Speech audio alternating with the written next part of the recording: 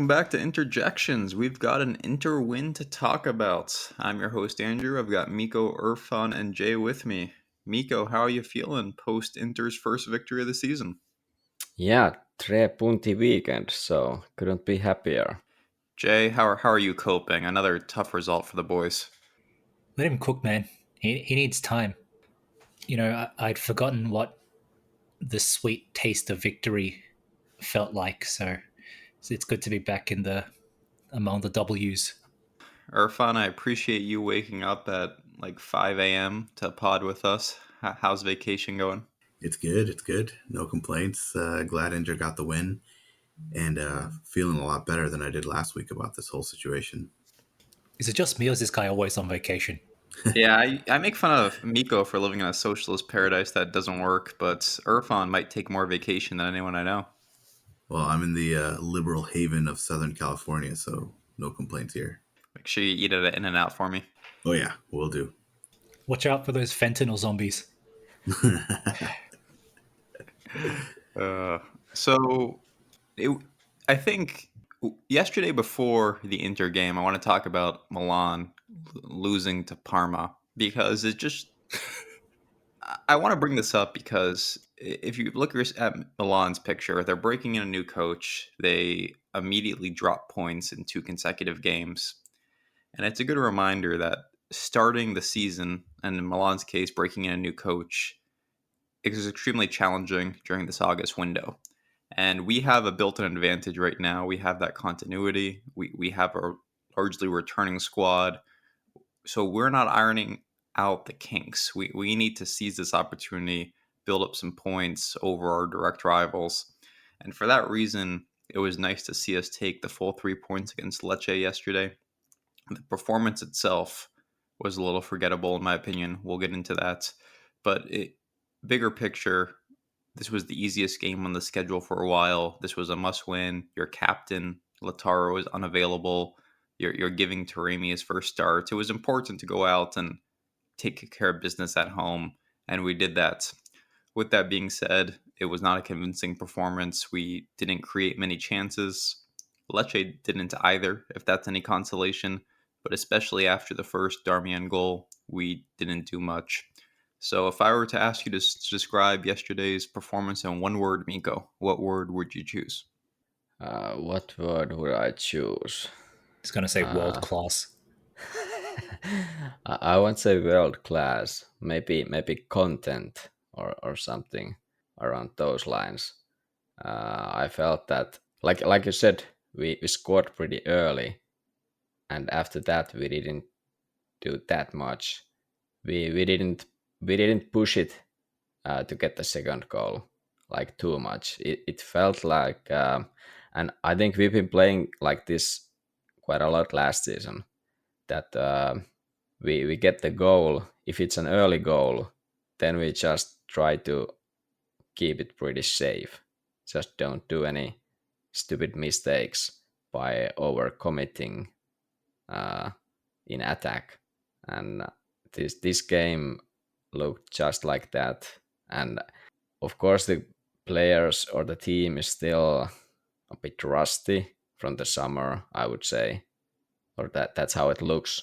So I think that's also part of the reason why the game doesn't look that great. There are still I liked our game in a sense that they try these nice combinations when they like really get the proper movements, but we don't do that too often because I feel that, like I said, I feel that we just want to like be extra safe and don't do anything stupid and just try to cycle the ball and find the holes in the defense or the midfield.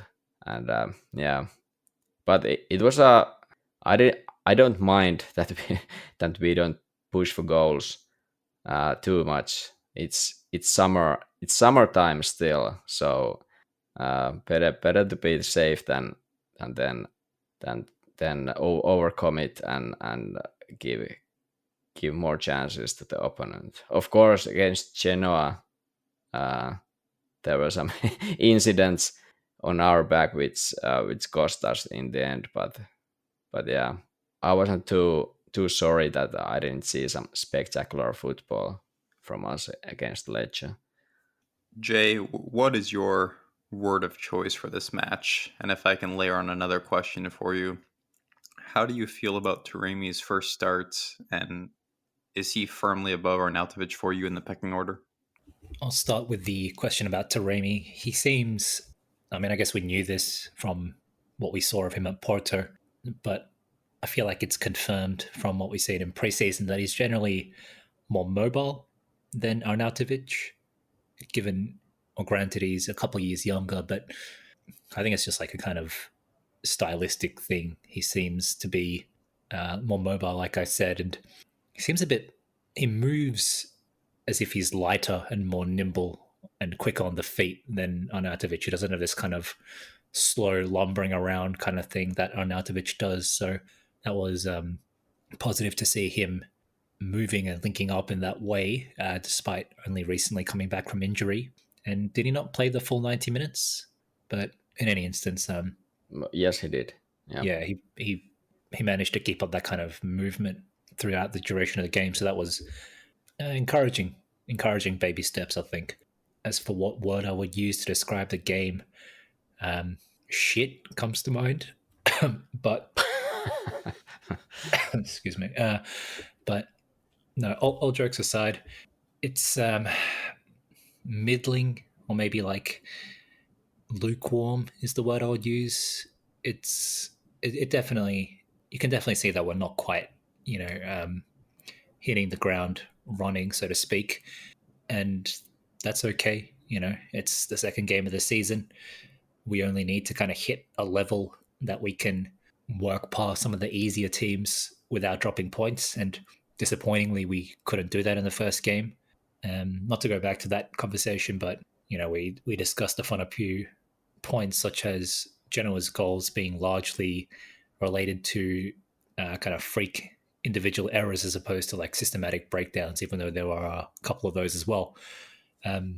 So yeah, I think we're at the level we need to be at. But the only thing that gives me a little pause is in the 1 week from today until the next game, we really need to bring that level up substantially, because we're playing against Atalanta and they've started the season quite strongly as well. So they seem a bit ahead of us in terms of preparation. Maybe it's because they played Real Madrid in the what even is that tournament, the Super Cup or something. But yeah, we need to lift our game to be able to play and beat a team like Atalanta. Thankfully, I think the game is at home, so that should play into our favor. But yeah, let's hope the boys can raise their levels midweek, and hopefully Lautaro is back. But has anyone heard what his status is? It does seem a bit like, I don't know, it seems a bit unlikely that he'll be back if he was not even featured at all due to muscle fatigue. 1 week seems a bit of a short turnaround. Yeah, that is a great point. I'm trying to see what's going on right now. I'm not seeing any reports that says he's going to be back next week. So I think the safe assumption is that he's going to be out, and if anything, available as a sub off the bench. Irfan, what's your word of choice? And I want to talk about Taram's drawing another penalty. What do you think makes it so this guy keeps drawing penalties? He drew quite a few for us this year. 2 games in, he already has one for us this year. Like, what is it about this guy's skill set that lets him draw so many penalties? And to add on another question, do you think it was a penalty? Because I did see some complaints about that online. Yeah, I mean, I think the performance overall was what I would say was just clinical. They did what they needed to do, and they did it at the right times, and then they controlled the game to the extent that they could, without Lecce giving us much trouble at all. So I think they did a good job. It was a clinical performance. Nothing super confident, nothing flashy, nothing super impressive, but good enough. And I think, like Miko said, a lot of the similar performances we had last year were like this. So overall, not too unhappy with it. On Turam specifically, it's because he's so physical. Like he's not shy about getting contact. Like there's certain strikers I think who will, if they see a defender in the way, they might try to finesse their way around a defender or something like that. But Thuram is physical. He's not worried about contact, and he finds himself in good positions in the box, and he almost kind of invites and draws contact, which I think benefits him a lot in the way he plays because it kind of allows him to get to his spot when it comes to finishing, and it also allows him to draw penalties like he did yesterday.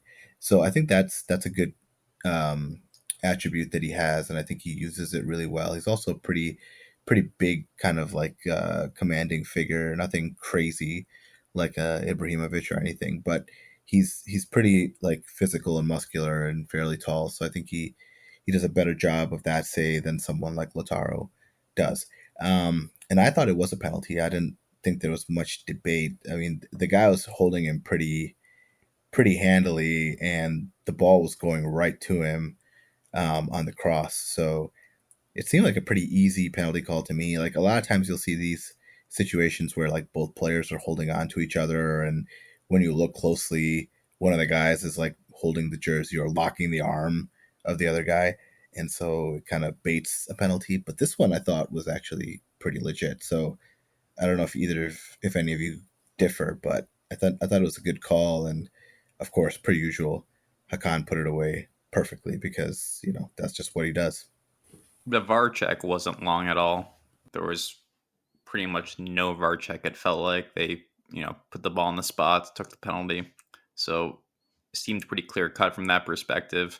The guy, I forget who the player is who took him down, but the guy who took him down wasn't even trying to play the ball. It was a rugby tackle, American football tackle on Taram. So for me, it was a clear cut penalty, but it was just when we were at the game last year together, Irfan, Taram drew a penalty, and it just got me thinking that, man, this guy said something about him. He tends to, like, you can picture it in your mind of him just like dangling his leg just a second, and he goes down, gets a penalty. Something about it. He keeps creating these opportunities, and it's really nice to have on the team. Yeah, he's also really good at isolating himself, like getting isolated with a defender one on one. And I think part of that is we've discussed this before, where he's not like super fast. He's not pacey in any sense of the word, but he is fairly athletic and faster than I think some people might think.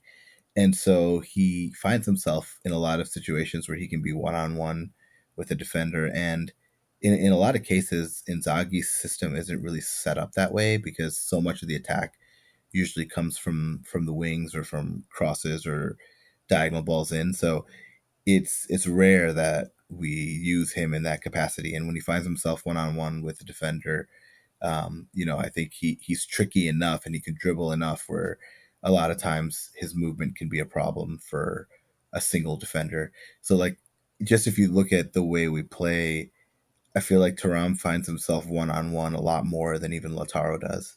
And maybe that's because of Lautaro. Like Lautaro will help him play the ball in, even though obviously yesterday he wasn't even on the pitch. But I think Thuram finds a way to get isolated one on one, and then good things happen usually when he's there. Either he can totally tool the defender and get a good shot in, or he can sometimes draw the penalty. So kudos to him for that.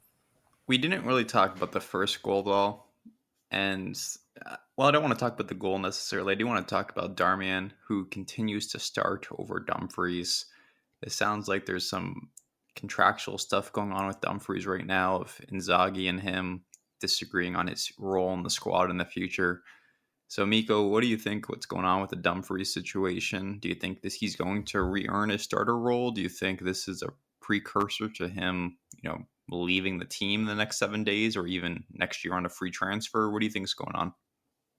Yeah, personally, I think Dumfries will take his starting spot. I think he had a starting spot last season, but then he got the injuries, and there was apparently some nagging injury which like prevented him to play properly for the rest of the year. I remember him commenting something along those lines, and Darmian kept playing because of that. Uh, I think he will take his spot, but I'm not worried about Darmian at all. Like I don't know. It feels that most of the Inter fans are like upset when he keeps starting. I don't care at all because, for example, in this game, okay, this is just Lecce, but anyway, he starts, he scores, and he was pretty active and in the game as long as he's played there. What was it, like hour or 70 minutes or something? And yeah, I don't mind having Darmian there. But as for Dumfries, what's his future? I think that he will sign the extension, but it doesn't look. I thought about maybe a month ago. I thought that he's definitely gonna sign an extension like right away or in few weeks, but it's been lagging since, and nothing has happened apart from apparently one meeting or some negotiations in London when we played against London. Osilio apparently had some negotiation with his agency, and I don't know. Is it they've been reported? Or they've been reporting about his what's the contract is gonna be, but yeah, it's interesting. It's taking this long. Is it about money, or indeed, like you, Andrew, referred, that it might be the role which is the problem for the guy? Because I'm seeing that it's more probable he's gonna leave for free than us selling him in this market window. I feel that we keep him, or we consider him more important to have on the squad in this season than trying to sell him now and then find a replacement in like 1 week. But to me, the most probable scenario is he will sign the extension in the end. It just seems like bad business when you think about the requirements Oaktree are giving us financially, the need to sign 22-year-olds on all that. You can't be losing players for free when they have value. And I don't know what Dumfries is worth if you market him to the Premier League with a non 1 year contract. Is he worth 10 million? Is he worth 15 million? Is it 30 million? I don't know the answer, but he's worth something. And we just can't be losing assets for free. So you have to hope that we reach a resolution and extend him. And if that extension eventually leads to a sale, fine. But the worst case scenario is his contract winds down, and in January he tells us, by the way, I'm off to United or something. Yeah, I mean that it's not going to be like Skriniar in a sense that there was all kind of things happening in that case, but How if dare you it say his name? if it I hear goes he's that available. yeah, true, You better but not. You not better for not come back to Serie A. I don't think I not could for, handle seeing him in a Milan jersey. You should look forward to that. He's completely finished. but for Dumfries, if we'll let him, like if the window closes and we don't have the renewal, it's a bit fishy that what's gonna happen if his agency starts to push that. Okay, let's not sign yet, and blah blah blah, and then we indeed like lose him for free next summer if Dumfries is not happy at his role. But I just well, maybe I'm just optimistic and hopeful and Wow, whatever. what a change of pace. Yeah, uh, uh, yeah. I just feel that he's gonna sign the extension. All the talk he's been talking publicly has been about like staying at Inter, and it's a great place and whatever. I think we're in a rock and a hard place on this one. I mean, part of me is like, do I even want him to stay? Because many times I've found issue with him as a footballer. Just his limitations are quite well known. He's very physical and direct, but ultimately quite. That's the word I'm looking for here. He doesn't have much in the way of finesse or technical aptitude, and I feel that really limits him as a player. If he can't even bench a 35-year-old Darmian, then that's a massive indictment on him, in my opinion. If you're not giving the coach reason to consider you the first choice in that position, then what does that say about you and how you're performing in training and in games as well? Again, we're not, it's not like his competition is Hakimi or something like Darmian. And despite what Miko said, I am part of the camp that does take issue with him starting games regularly for us at this time in his career. Basically, there's the Lecces of the world, like Mika mentioned, where he's fine. But again, the reality is it's all about fine margins here. We're not playing Lecce in the majority of games. And even if the rest of the But competition, it's not like, are you don't get me wrong, sure? we're not playing Real Madrid the remaining games either. But to get where we want to go, we need to be able to overcome the Real Madrids and the, the Man Cities and the the Atletico Madrids of the world. And I feel like in that sense, Damian is not enough. And, there's an argument that even Dumfries is not enough either. But see, a part of me is almost preferring, a part of me just wants him to leave right now and just get a little bit of money for him and try to move on. But then that just opens up a whole new can of worms, which is who can we even buy with this fucking infernal management, limiting us to 7 million euros on unknown 21-year-olds, like who we need to pray that we find some hot prospect and get lucky that he turns out to be at a level equal to that of Damian and Dumfries. It's just a real kind of shitty situation to be in, is what I think. But I will say, I think one of the things that has always been a little bit of a disconnect is that I think Inter fans view Dumfries differently than Inzaghi views him. I think Inzaghi views him as a pretty good attacking asset, a player who likes to get forward and who can be pretty dangerous when going forward.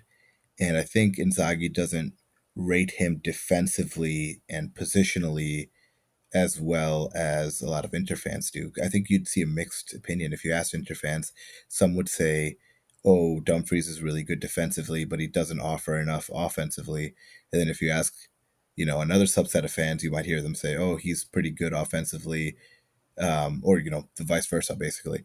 But I think the problem is that, and I noticed this last year and honestly the year before, that when Inzaghi uses DeMarco, he doesn't typically like to use Dumfries on the other side. He always prefers Darmian. He prefers like an option that I think gives the team a little bit more balance.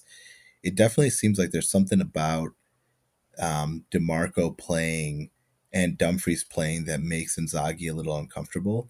So I don't even know if it's necessarily that Dumfries is not as good of a player as Darmian. I think Darmian has different qualities that I think Inzaghi seems to prefer whenever DeMarco's playing. I think if DeMarco is ever rested, you would immediately see Dumfries starting on the other side. Now, I think practically speaking, it's still the same problem that you guys are talking about in the sense that, for whatever reason, he seems to prefer Darmian starting over Dumfries. If that's because DeMarco's starting, then so be it. But I, like Miko, don't think that there's necessarily an issue with the contract extension. I think it'll happen because I think Dumfries is fairly realistic in that I don't think he has a lot of other options. And, if his Euro performance, where he always plays well for the Netherlands, if that didn't, generate the sort of interest to a club that he's looking for, which would have happened, I think, closer to after the Euros, I don't know that he's going to get something now and want to move. I think he's pretty realistic and will sign the extension. So let's see. I'm just curious, but I do think that Inzaghi views Dumfries differently than us, and I see a reluctance in Inzaghi to start him when he's playing DeMarco. I think Inzaghi's whole philosophy really is to give DeMarco and Bastoni as much freedom as he can, and I think he would sacrifice in a lot of other positions if he can get that connection going and working. I don't know about that. I had to check last season's stats, and before his injury, he started 12 out of 14 Serie A matches before he injured himself, and started the 3 Champions League matches as well. Okay, one was on the bench, in the league as well. But I think he was the starter last season, but then he got the injury and not so much after that, even though he got few starts after that as well on the spring season. But I don't know. Maybe this is just like a recency bias that we haven't been seeing him too much in recent Inter matches now and the latter part of last season because he had this injury. I don't know what's the case now. Is he still like not fully fit or what's the case because Darmian is beating him. Like Jay said, that it's not a good look on Dumfries, but maybe there's some physical reason for that. Let's see. Let's see who's gonna start against Atalanta, for example.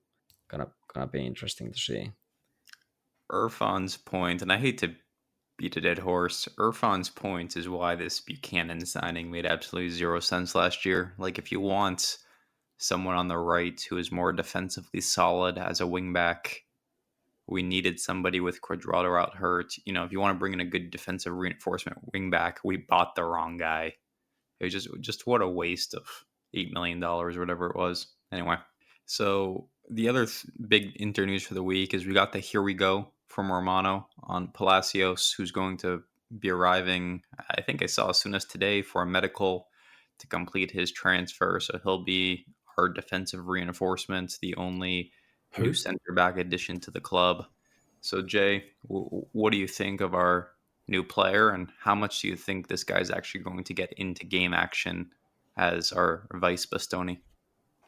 I've never heard of this guy before in my life. None of us have. Let's not pretend.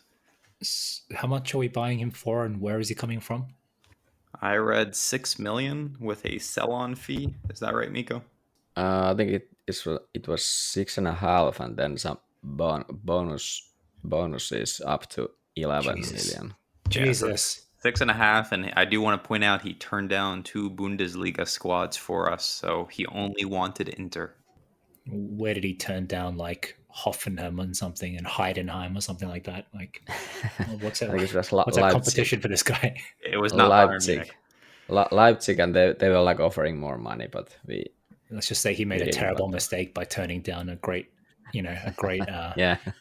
youth talent nurturing place like Leipzig in favor of a place that crushes youth talent. Yeah, I don't really have anything to say. I mean, if he's good enough, hopefully he can play, and hopefully he can start featuring in the rotation like Bisek. But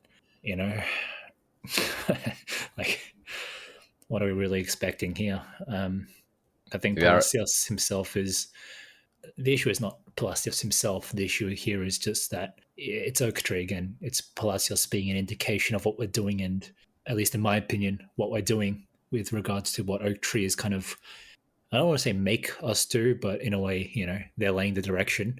And I'm not for it. I'm not feeling it. Like I've said multiple times, we're not at a point in the squad where we can just bring in these random youths, and that's all we need. Like, kind of up and comers. We need people who can replace some incumbent guys. Like a Cherby needs to be replaced. Like now, we're just talking about Darmian and Dumfries. Darmian, if not Darmian and Dumfries, both need to be replaced pretty much now. Mkhitaryan, I understand Zielinski's injured and that Zielinski is there, but I still think we could have done something there as well. So, yeah, like I said, for me, Palacios himself is a bit of a non-factor. Maybe we'll get lucky and maybe it'll be like a really interesting young talent. But if we play the law of averages, then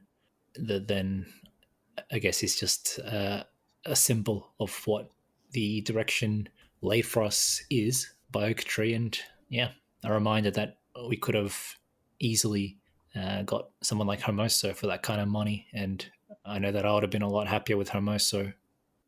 Irfan, what are your scouts in Argentina telling you? Like you said, I don't know much about this guy. I'm not as negative overall on Oaktree's strategy, I think, as some Inter fans are, like Jerry is. But, again, I did recognize this as an area of need. And I think we tend to think of these center backs as, like you said, he's a vice Bastoni, and we think of Bisek as a vice Pavard. But I think, all of these guys are depth pieces that can, if needed, also play in the center. So, and if it's not going to be them, then, one of Bastoni or Pavard can play in the center. So, it's a good piece to have. I think this was definitely a area of need. As for the guy himself, the little I've seen from him in highlights and the little I've heard about him, he seems like a pretty good prospect. So I guess we'll just have to wait and see. I do trust our our scouting for this sort of stuff. I think you mentioned Andrew Buchanan was a bit of a weird signing for a number of reasons, and I do agree with that. But in terms of talent and recognizing talent, especially among younger players, like I'm willing to give them a little bit of the benefit of the doubt. I'm trying not to lean so heavily on Bissek, but that's the player that keeps coming to mind. So maybe it's a little unfair or too rosy of an outlook, but I am intrigued to see what this guy can do because it looks like they've been targeting him for a while. He was in fairly good demand, and he seems to have the right profile for the kind of player that we were looking for. And the cost and the opportunity cost of getting him versus somebody else doesn't bother me. I think we just have to accept that Oak Tree's not going to be the type of owner that's going to permit a lot of the kind of signings that we've had under the Suning regime, which is, these not necessarily old but older, experienced, late 20s, early 30s type free agent signings on pretty high wages. I think they just don't view that from a business strategy as a viable business outlook, and so I think we're just not going to get that. So the Hermoso signing, for example, or some of the others, I think are just not going to happen. So we're going to play this kind of roll the dice on younger talent, which, to be honest, a lot of Inter fans have been asking for a long time, which is to sign younger prospects. Now, for some reason, whenever we talk about that practically, it ends up being not so much a prospect, but some young, really good player who's probably already worth 20 or 30 million. I mean, we're not that club financially, so I think we just kind of have to accept that. Yeah, that's a good point. That I remember, like years back, that Inter fans indeed want the younger players being signed. But like we discussed here, the budget for us limits what kind of younger players we can sign, and these are the guys we can sign. But luckily we have Osilio, who's been doing his scouting for years, and he's rarely ever got his guys getting signed because, well, now Marotta has been here for what, 6 years almost, and he's been cockblocking Auxilius scouting most of the time because he's looking at those younger players, and we haven't signed too many young players during Marotta's time. Uh, but yeah, like all of you haven't seen this kid play ever. He's almost 2 meters long, so really tall guy. A bit like Bastoni in a sense that tall guy, but apparently pretty skilled with the ball. Uh, as for him playing, I have a I have a feeling that he is not gonna play much, if at all. With Bisek, I remember last year he arrived like during our preseason, so he got to know the coach and the team, and uh, got to train with the team during the autumn first weeks and months. And now it's a bit different with this Palacios guy because he's coming only now, and it probably takes him a few months before Inzaghi is even going to think about using him. And last season it required Pavard getting a serious injury, and after that Bisek got some minutes. So I don't have high hopes what's gonna happen. I have a feeling he might be even loaned to some other club in January window if he isn't getting any minutes at the Inter. Like that was the plan with Bissek. At least I remember seeing some kind of story during the summer that the plan was he would be loaned out because like to get more minutes. But then the power injury happened, and he played and impressed, and the rest is history. So with Palacios, I don't have high hopes with him playing for Inter anytime soon, but we can always hope. It's bad when Miko has no faith in management. It it's difficult to see this guy making an impact when you think about how young he is, how inexperienced he is, when you think about what Inzaghi looks for in players. Last year, we were, I don't want to say fortunate, but we ended up being better off because Pavar got hurt and Inzaghi was basically forced to make do.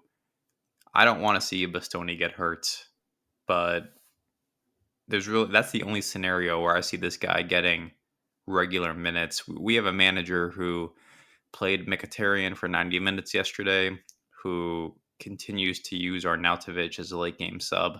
And I'm not trying to complain about those specific instances. I'm just saying, like, he will always default to giving the experienced guys minutes to keep them happy over giving the young guys a 15-minute cameo just to get them experienced. So I'm not expecting much here. Hopefully he can become a good player, but will he play in more than 5 games this year for Inter? I would bet no if I were forced to choose. I would say that if some of, even if not Bastoni, but if DiMarco or Augusto would get injured, then I would see him getting some minutes. I feel like if Augusto is out, then there is no like sub for Bastoni. Well, except Cherpi. so, so maybe maybe Inzaghi will still use the veterans instead of Yeah, I can already the see a young guys. scenario where Inzaghi starts Acerbi at left center back, Darmian at left wing back to avoid using Palacios. Yeah. Let's see. I believe there's about a week left in the Mercato. Not really expecting many moves. It looks like, I'm guessing, no new signings at this point. There's talks Correa could be on the way out. Inzaghi made a few comments about him post game yesterday, about how he's in great shape and understands his responsibilities. But do you guys expect, do you guys expect any moves this upcoming week? I think we all agree Dumfries is probably staying at this point. So let me pose it this way. Yes or no, will Correa still be an Inter player by close of the Mercato? Yes. Yeah. Yeah. Wow. I also think that Universal Correa fans. they can't Yikes. find a proper solution, so they just rather keep him than buy him out and like take on all the minus Valencia and stuff like that. I think Dude, it's him or John Mario as our worst transfer of all time. I can't. What a massive disappointment Correa is. yeah, that's precisely it. It's a lot like Sensi last year, where I don't know how this guy actually ends up on the field. So why are you keeping him around? Like, just buy him out and save yourself some wages, but whatever. But I think that's precisely the point. If he doesn't have a place to go, then why would he like want to? Why would he accept a buyout? Well, I think the difference is that someone will surely take him for free. It's that no one's willing to pay for him right now. Yeah, but why would we pay his full salary and take all the balance sheet like minuses or the losses to the balance sheet just to get rid of him off the team Well, or the from way the it team? works, Miko, is that like there's no capital loss on Correa because either he's going to be fully amortized, or this is no one wants to listen to this, but he's going to be either fully amortized by the end of the year, or we're going to take the capital loss. So like for this fiscal year, it's net neutral. It doesn't matter. That's why like a golden handshake's a possibility. So if you're going to handshake him, it only boils down to, can you save money on wages? Like, is he willing to forego anything on wages to leave? Yeah, basically, yeah. But yeah, I'm not sure. I think Inzaghi wants to keep him as the fifth guy rather than have just four guys. I feel that's the case, but I could be wrong. He's talking like that, but it doesn't mean that's real truth there. But I think he rather wants to have the guy, and if we are saving like 1 million, if we are buying him out, I'm not sure if we're gonna buy him out and just let Inzaghi have him. Let's see. We're gonna find out within a week how it's gonna end up. I can't wait that long. Social media has rotted my brain. I need answers like immediately, otherwise I get anxious. Like I think Instant gratification. that's right. I need that instant gratification, that dopamine rush. You know, and the answer Korea we'll find out in a week just doesn't cut it for me. But look, what Miko is saying actually makes a lot of sense. If the difference in cost is fairly minimal, then better to have 5 than to have 4, even if that fifth is an extreme turd. So it is what it is, you know. As Irfan said, Correa will go down as one of the worst transfers in our history, alongside the likes of Quaresma and let's not get into that because there's a long fucking list. But it's just a massive L that we got to take, and this is the last year that we got to kind of endure it, and hopefully the positives will outweigh the hopefully the positives from the year will kind of make this negative negligible. That's the way I'm looking at it. But you know, if we have a couple of injuries in the front line and then we have to see this guy playing, you know, more than he should, then you know, no one's going to be happy then. Correa redemption arc, anyone? No. I lost all faith when we sold Agume. So Correa, like I said, all jokes aside, I just don't think he has it in him to kind of restore himself or kind of regain some lost pride. The guy lost the prime years of his career as more or less a joke, a failed player, and it seems like it's really taken a toll on him.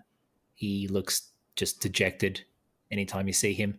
So, yeah, I think he's more or less finished. I wouldn't be surprised if he ends up doing the kind of journeyman thing after he leaves Inter, maybe even going back to South America, but we'll see. I mean, I think yeah. it is.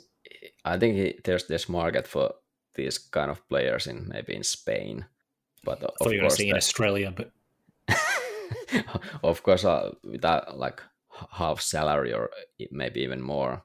But he's only 30, so there's like a plenty time for him to play football. But the level where he's gonna play, that's like surely first division level, like a top tier in any country. But the teams who could acquire him or like are willing to take him, that he might have to. yeah, it's kind of messed up. The fact that he only just turned 30 like 2 weeks ago or something. He's been around for a long time, so you kind of expect him to be able to. And you know, you're right. He's still young enough to kind of turn things around. Again, if he had the kind of mental fortitude required, but again, beating a dead horse here. But I just don't see it in him. He's not him, as the kids would say these days. Let's look ahead to the match on Friday against Atalanta. They got off to a great start this season. You couldn't even tell they overhauled their squad. Retegui gets on the score sheet. They looked really, really good. They played today against Torino, who, as we all know, had a great start to the season last week. So we'll be able to watch them today and kind of get a sense for how much of last week was Atalanta is just that good this season versus the more likely scenario that Lecce just sucks because they beat Lecce 4-0. So I talked about the changes in the Atalanta squad heading into the season. I think we talked about this a little bit last week, actually. They've just had a lot of outgoings and ingoings. Let me try to go through this list here because there are quite a few. So Lookman is currently not playing with them. He may or may not be going to PSG, so he's unavailable while they sort that out. I suppose he could be back for Inter if his PSG transfer saga is settled and it turns out he's not leaving. So you've got him. Who am I missing here? Scamacca's hurt, of course, which was a big loss, but that was the reason why they went out and signed Retegui. They brought in Zaniolo, who I don't think has yet played for them. Yeah, I think he's injured still. He's injured, no surprise there. Then Am I missing any other Miners. signings here, Miko? Well, Coop Miners situation, that's like still pending. Like I mean that he's out and not available for Gasparini. So Oh, and then there's the kid they signed from Frosinone. Is it Brescianini? Yeah, who scored 2 goals. Who scored 2 goals. So it's a much different on paper Atalanta squad than last season, but based on their one easy win against Lecce, it looks like it's the same team from a performance perspective. They looked really good. You know what Gasparini is as a manager. Inzaghi has had a good amount of success against Atalanta since he took over our job. He hasn't dropped points to them at home, I believe. So like we've had their number. We've looked good against them. I'm sure you all remember the 4-0 domination last year. So Miko, what do you expect heading into this match next Friday? Our first big test with possibly Lautaro on the bench. Yeah, I was thinking when I saw the schedule before the season started, I felt that okay, maybe this Atalanta match uh, is something that or that's the match where we might lose points. But now we did that against Genoa already, so I feel that okay, I think we need to win this one. So it gives a bit more pressure to the team, at least in my point of view, that we need to try to keep up with the competition, and we need to win this. So I think there's a bit of pressure. Luckily, it's a home match. Uh, yeah, I don't know. I didn't watch the Lecce Atalanta Lecce match, or was it Lecce Atalanta? So, but the scoreline that speaks of itself that they are in form. But yeah, I don't know. I of course I expect to win. I always expect us to win. Like most of the times, I expect us to win. But we need to step up a bit with our like the speed or the tempo in our game. The one we saw yesterday, that's not gonna cut it probably against Atalanta. That's my short kind of assumptions or expectations for the match, that we need to keep going and like get better. Irfan, what do you Yeah, think about this edition of Atalanta?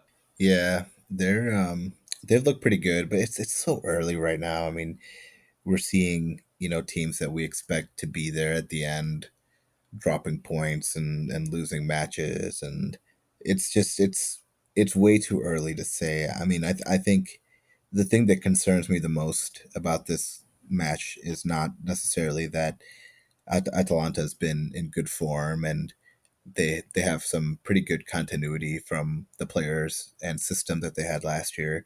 What worries me is more about us and how we're not probably going to have Lautaro, and how we're still not necessarily in the second gear yet.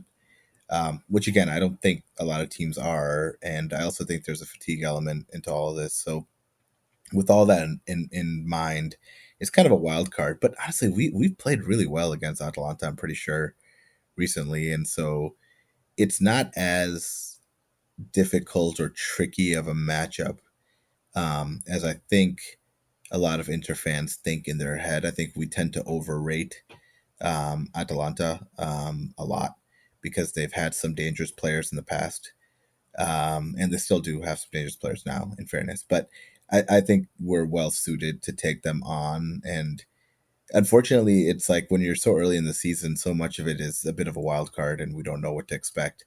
But I think the same is true as was true in the last couple of matches, which is if we don't make individual mistakes, I put us up there with pretty much anyone. So, Atalanta has some players that can give us some trouble and put us under pressure. But as long as we don't make, stupid and horrible individual mistakes like we did in that first match, I have no reason to think that we can't take Atalanta on. I think this will be a really interesting season for them. I think this is the season that they really need to cement their place in the top 4 or 5. If I'm not mistaken, they haven't been able to maintain like a top 4 finish for like consecutive years very routinely. Look, at any instance, they're in the Champions League. Obviously, they won the Europa League. I think that's got to be the platform for them to really kind of kick on and put themselves not just as like a look at this small team doing so well kind of thing, but really cement themselves as like one of the major big players with continuity and with permanence in Serie A. To use an exaggerated example, the way that someone like Chelsea did or Man City did in England, minus the billions of dollars. But, you know, I'm as somewhat of a neutral to Atalanta, kind of rooting for them to do well this season. I am very curious to see what will happen with the Coop Miners saga, because I think Atalanta tend to bounce back from losing players better than other teams. I don't know what it is. Presumably, it's just a system thing with Gasparini. But even if they sell Coop Miners, I can imagine them doing quite well. Having said that, I think Edison is linked to Man United as well. So, look, who knows what will happen to their team in the remaining week of the Mercato. In any instance, I think they'll be a tough opponent for anyone this season, regardless of who they lose, because, as mentioned, they have a knack of just finding really interesting players to replace departures. As far as this week goes against us, I'm a bit more concerned than it seems you guys are. Again, Lautaro is a really big loss in my opinion. I think Taremi and Thuram looked quite, I don't know, like if I had to rate their performance as like a unit or as like a kind of tandem against Lecce, I can't give them more than like a 5.5, like a 6 out of 10.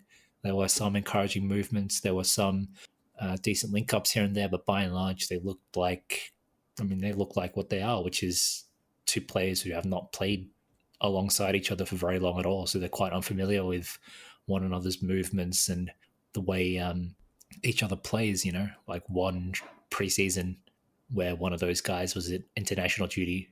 It's not really enough time to kind of to gel and to understand that link up, the way that Lautaro and Thuram do so well, and the way Lautaro and Lukaku used to do so well before then. So that kind of brings me on to a bit of a side point, is that hopefully this year with Taremi, and hoping that he stays fit more than Sanchez and Arnautovic were able to in the previous season. But it always felt like, at least to me, it felt like when you lost one of Lautaro and Thuram, whoever stepped in, it was just like the chemistry would just drop from like a 9 out of 10 to like a 2 out of 10 immediately. And not only were the individual performances or the individual players themselves, Arnautovic and Sanchez, kind of significantly worse than the guys that were replacing or stepping in for, be it Lautaro or Thuram, on a game-to-game basis. It's just the chemistry between the two forwards just plummeted as well. So one of the things that I've been kind of thinking of in the back of my mind is whether we'll see player for player. Yes, Taremi is not as good as Thuram, nor is he as good as Lautaro. That's just something you got to accept. But hopefully, at least the chemistry will not drop as much. So that's one of the things I'm hoping for this season. And so far, I think the signs are fairly encouraging. But like I said, it's still very early days. And based on what we saw yesterday, I can't suddenly expect Thuram and Taremi, if that's the starting duo again, to just go out there and play these intricate 1-2s and perfect link-up plays and make these perfect off-the-ball movements and stuff, anticipating where the other's going to be, you know, within the span of a week. So that is a really big loss, in my opinion.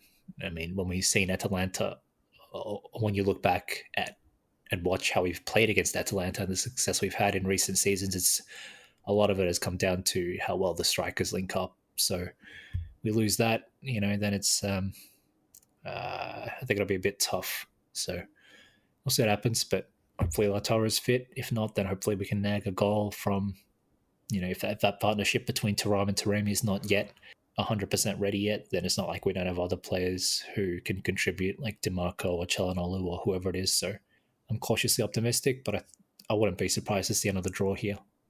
I just went back and looked. We have not lost to Atalanta since 2018. Always a first.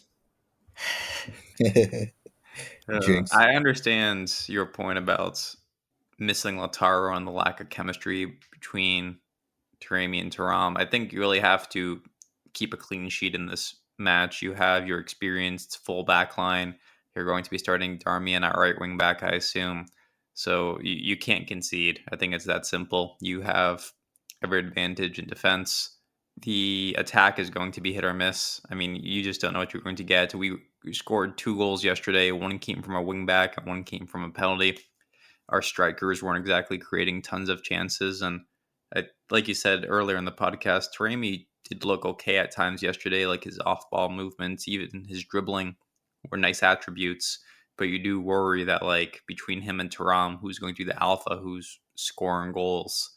And one of the nice things about Inter is we tend to be balanced. We tend to get goals from all positions. Last year, right, everyone except for Pavar scored a goal. So like there is capability, there is talent to get even distributions across the team. But I do agree, someone's going to need to step up between Thuram and Taremi on Friday if we want to win this game. And just based on historical performance against bigger sides, I think Thuram can be the man.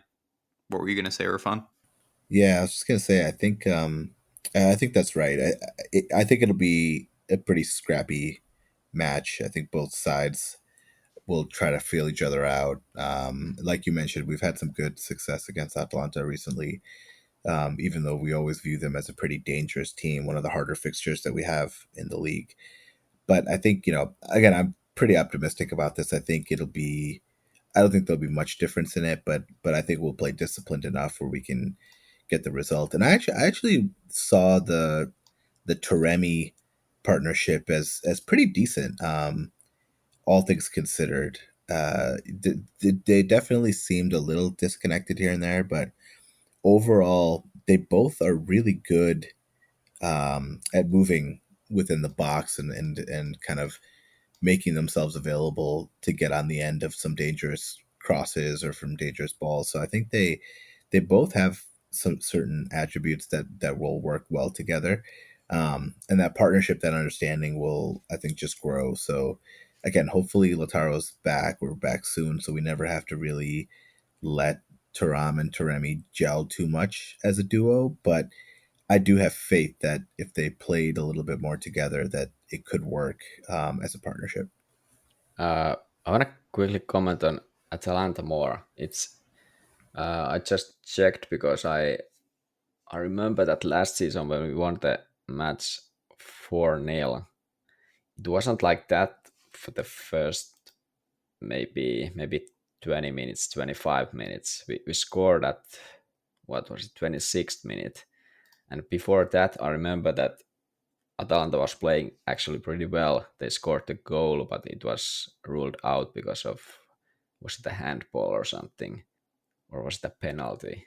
But anyway, they were pretty good at the start of that match. The match against, in match, our home match. Uh, and I'm wondering how it's gonna be now. What's our approach? Are we going to be try to be safe right from the start? Against Lecce, we scored pretty early, so that's changed a bit how the game's going from there. But against Atlanta, if we don't score early, uh, which I guess is pretty usual, we don't score too early, except against Milan. But it's interesting to see what's the approach is gonna be, because I think Inzaghi is quite kind of a coach who wants to play it safe. So wondering if he remembers the last match. It was maybe in winter time, so like half a year ago or maybe more. That how the start was in that match. I think it was at the point of the season when did we have the lead already, like a good lead, but it was pretty important. And when we won that match, I think then was the time when we like realized, okay, we're gonna win the title. But it was just to point out that it was an important match at the time. So gonna be interesting to see how like reserved or like how safe Inzaghi is wanna play against Atalanta, who clearly can score goals and create threats in your defensive area. I could totally see Inzaghi playing for a point in this game. I Definitely. don't think he Yeah, will, but like I can totally see that scenario where that happens. I can see So it for sure. Yeah. I'm keeping track of prediction records this year to stabilize things. So Irfan is our early Cooked. leader. Irfan's up 1-0 on us after his correct 2-0 prediction last week. So Irfan, I will let you lead since you are the czar right now. I will take that, be supremely overconfident, and predict a 1-0 Inter win with an Aslani goal. Okay, so Irfan will be tied for first place next week. Miko, what do you got? Uh, I don't wanna predict for a draw, so I'm gonna go 2-1 Inter. It's gonna be a tight match, and we end up scoring late goal to win it. Jay. This is my hot betting tip of the week. Inter 2, Atalanta 2. Man, I want to predict a win here. My brain is telling me we're not going to win. My heart is saying just predict a win. So I'm going to be a homer. I'm going to go with I'm going to go with a 3-1 win. I don't want to copy Miko's scoreline, so give me an extra goal here. The concern I have going into this game really has to do with the attack. It did not look good again against Lecce yesterday. I'm just skeptical of our ability to create chances right now. I'm worried. The only of the two games we've played, the only sustained patch where we've looked great was when Inzaghi went crazy with three strikers on the pitch late against Genoa. That's like the best we've looked in attack in the past couple games. So I'm pretty worried about our ability to create chances. So naturally, I just predicted we'd score 3 goals. But no, it just we seem to do well against Atalanta. It's a home match. I think everyone understands how important it is to get off to a good start to the season. So hopefully we get the job done. And if we concede 2 goals like Jay is predicting, then we're absolutely cooked. By the way, now that this match is like that's we've done that. Do we want to talk about Milan? I would love to talk about Milan, Miko. They lose 2-1 to Parma yesterday. I'm not gonna lie, I was watching this game. I think I started tuning in right around halftime. So Parma's up 1-0 at the half. Milan's creating all these chances. Let me add, this game was on national TV in America, which is a huge deal. The typical Serie A game in America is streamed on Paramount Plus, which probably means like 100,000 people at most are watching it, and that's probably on the optimistic side. This was on national television, like a TV channel every single American household gets. So seriously, anybody could watch this game, and I'm sure they were intentional in choosing Milan because they have 2 American players. So there were millions of Americans watching this game, and they got to see peak Milan losing to Parma. I'm not gonna lie, I was worried when Milan tied it up. I think it was Pulisic who had a little tap in. I thought for sure this game was over. You know, Parma was going to squander all their missed chances, and we were going to have to deal with, you know, everyone talking about how great these American players are. But no, Parma comes through in the clutch, embarrass Milan on national TV in America. Fonseca out. This is beautiful. Miko, go ahead. Yeah, I watched like maybe last 40 minutes or something, and yeah, I think the match was pretty open. It was like back and forth. Milan was obviously having the ball a bit more, especially at the time when they were losing. But yeah, man, they are not impressive at all. They are like it's quite a mess how they play. I don't know, defending or like the way they play, that they, for example, that goal, I saw only the 2-1 goal. How that happened. It was like almost out of nowhere. There's this kind of a counter attack which didn't look like a dangerous at start, but then I don't know, people are like the players are just not reacting, and suddenly there's this kind of a chance, and it was a nice pass and finishing.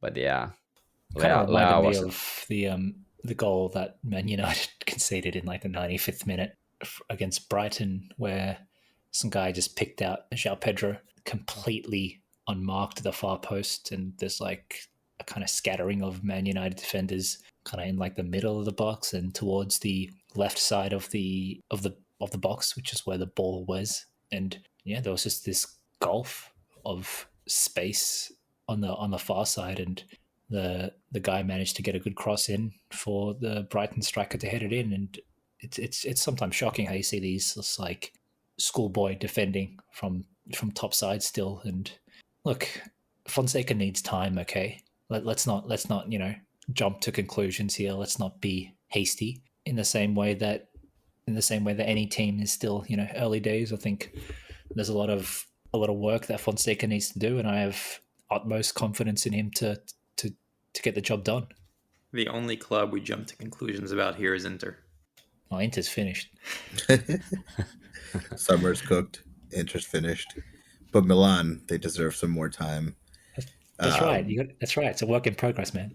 I don't know. I just don't rate Fonseca that well. I don't think he's that good. That signing was odd to me.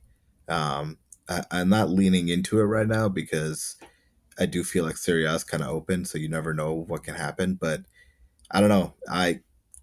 He's not a very impressive manager, in my opinion, and I don't see it as a great fit for Milan. So, of course, I'll probably be proven wrong. But as of right now, I'm just I don't know, not convinced.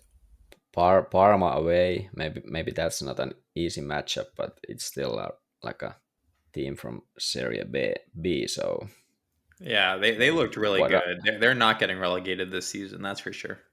But about giving time, how much are you going to give time, Jay? There's 1 month and it's the derby, so how it's gonna be? Is 1 month enough? I don't know, man. I'm just talking shit, but realistically, As usual. Excuse me.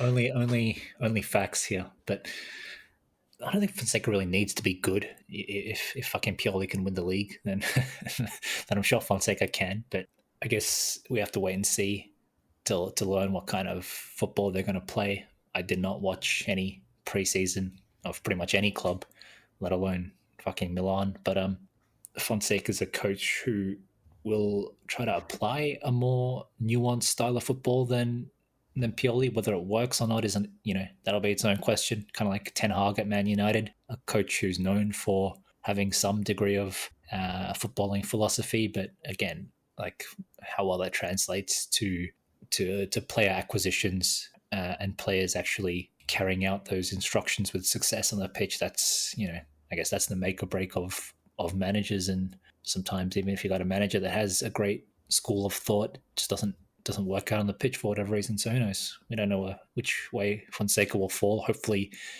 he'll fall down the Ten Hag way of going things. But I have to wait and see. I still think that they're a lock for top 3. To be honest, I just think the players they have are strong for this league. Again, using the Man United example or comparison, when I was watching Man United for a little bit yesterday, the amount of chances they managed to carve out just by I hate this kind of football where you pass it out to the wing and then the guy just cuts inwards and just causes chaos. It's the most annoying kind of thing to watch, but you can't deny it's supremely effective sometimes if you have these high quality, technical, fast players on the flanks who can cut in and link up with other players and draw defenders and create space and all that kind of stuff. Look at Milan's goal yesterday. Leao basically did 90% of the work himself or 99% of the work himself and just fed in a ball for Pulisic to tap in. But for example, we're completely bereft of any chance of scoring a goal like that because we don't have a single player down the flank who can do that. So it's a different style of football. But anyway, my point is, like, when you have players like that, anything can happen and you can actually win games based on individual sparks of brilliance, and Milan have plenty of those players. So I don't think Fonseca is a particularly great coach, but like I said, I think he's got enough of a philosophy there to get a decent return from the players that he does have. So like I said, hopefully there's plenty of stumbling along the way, but I do think they're pretty safe for top 4. if not top 3. There you go. For once, Jay telling you, don't worry, things are under control. All right, we'll wrap up there. We'll be back next week. Of course, we'll talk about the Atalanta, hopefully victory, and then we'll wrap up the Mercato if anything happens between now and then. So we'll catch you all then. Thanks. See you later. Thanks, everyone. Thank you.